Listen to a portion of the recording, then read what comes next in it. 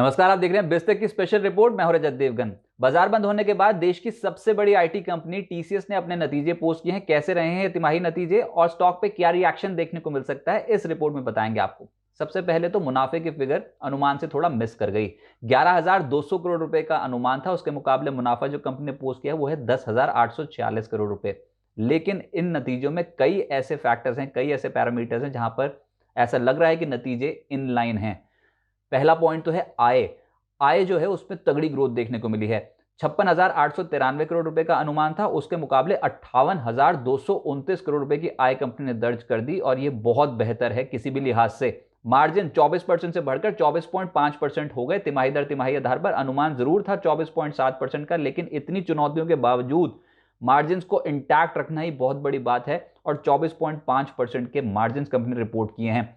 Dollar revenue अनुमान था 6,950 million US dollars रहेंगे, उसके मुकाबले 7,075 मिलियन यूएस डॉलर्स रिपोर्ट हुए हैं, यानी कि 1.4% से बढ़कर 2.9% डॉलर रेवेन्यू ग्रोथ रही है तिमाही दर तिमाही आधार पर।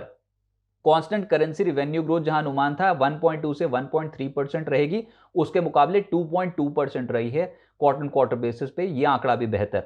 ऊपर से एट्रिशन रेट, यानी कि वो लोग जो नौकरी छोड़कर ल्यूक्रेटिव ऑफर्स के वजह से कहीं और नौकरी करने जाते हैं, उनकी संख्या में ड्रॉप देखने को मिला है। 21.5% से एट्रिशन रेट घटकर हो गया है 21.3%। और निवेशकों के लिए सबसे बड़ी खबर यह कि डिविडेंड की अनाउंसमेंट कर दी। सबसे पहले तो अंतरिम डिविडेंड 8 रुपए प्रति शेयर टीसीएस ने देने की घोषणा की है और ऊपर से एक स्पेशल डिविडेंड भी देने की घोषणा की है, जिसका क्वांटम है 67 रुपए प्रति शेयर का, यानी कि कुल मिलाकर 75 रुपए प्रति शेयर अपने शेयर धारकों को टीसीएस डिविडेंड के तौर पर देने जा रही है।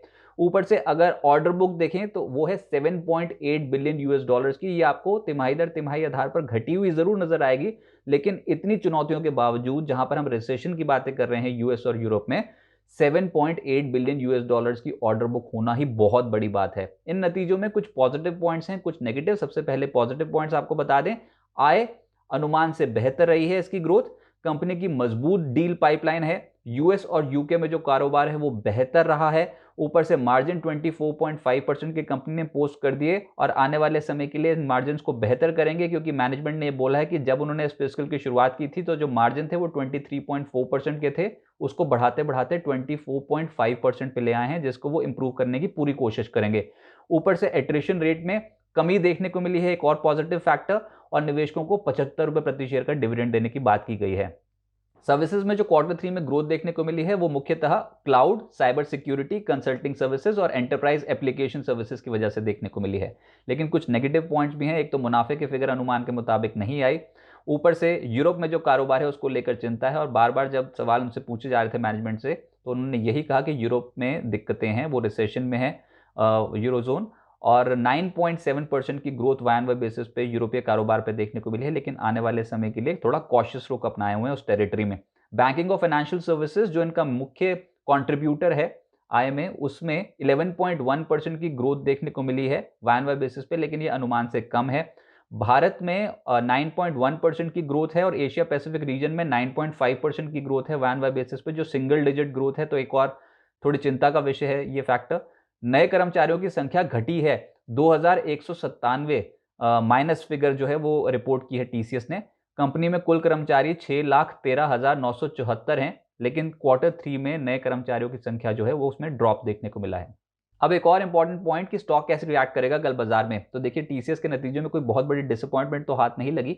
एक मुनाफे की जो फिगर आई थी वो कहीं ना कहीं मिस कर गई एस्टिमेट्स को, लेकिन ओवरऑल पिक्चर देखोगे और मैनेजमेंट की जिस तरीके की कॉन्फिडेंस देने वाली कमेंट्री देखोगे तो उसके मुताबिक नतीजे जो है इनलाइन समझे जा रहे हैं।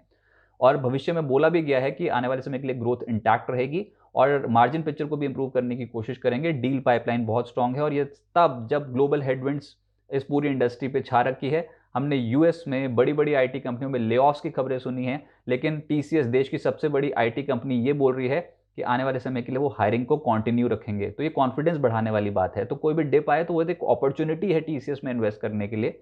ऊपर से 75 रुपये प्रति शेयर जो डिविडेंड दिया गया है वो भी एक क्वेश्चन का काम करेगा स्टॉक प्राइस पे, लेकिन जो फोकस चला जाएगा वो बाकी की आईटी कंपनियों पे भी चला जाएगा, जैसे कि इन्फोसिस, एचसीएल टेक्नोलॉजीज, विप्रो, जिनके नतीजे इस हफ्ते आने हैं उन पे भी कहीं ना कहीं फोकस अब चला जाएगा। और ऊपर से अगर आप हिस्टोरिकल एवरेजेस से तुलना करोगे, पी मल्टीपल्स जो कि 3 साल की औसत है, उसके मुकाबले ट्रेलिंग 12 मंथ्स कंपेयर करें तो वहाँ पर जो पी निकल के आता है वो इस समय थोड़ा सस्ता होता चला जा रहा है, यानी कि स्टॉक प्राइसेस फेयरली वैल्यूड हैं। टीसीएस, इन्फोसिस, एचसीएल टेक, विप्रो, टेक महिंद्रा जैसी जो कंपनी है, अगर आप 3 साल के औसत पी के मुकाबले आप इनको कंपेयर करोगे तो इनकी वैल्यूएशंस थोड़ी फेयरली वैल्यू नजर आ रही है। तो अगर निचले स्वरों पे गए भी तो एक पुल बैक के चांसेस बहुत स्ट्रांग बनते हुए नजर आएंगे। तो देखना होगा कि पूरी आईटी इंडस्ट्री के जो स्टॉक्स हैं, चाहे वो लार्ज कैप हो या फिर मिड कैप स्टॉक्स, कैसे बिहेव करते हैं। लेकिन हाँ, टीसीएस के नतीजों के केस में ये नतीजे, मुनाफे को छोड़ दिया जाए तो रेस्ट ऑफ द पैरामीटर्स पे इन लाइन समझे जा रहे हैं।